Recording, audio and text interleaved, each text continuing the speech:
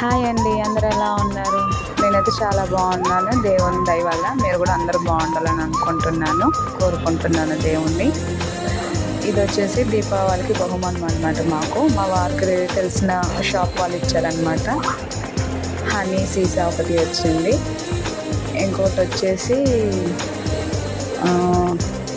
ప్రమిదలు, 2 ప్రమిదలు వచ్చాయి.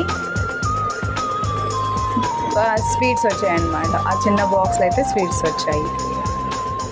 దీపావళికి చాలా చాలా మంచి గిఫ్ట్ వచ్చింది. Thank you, bye bye.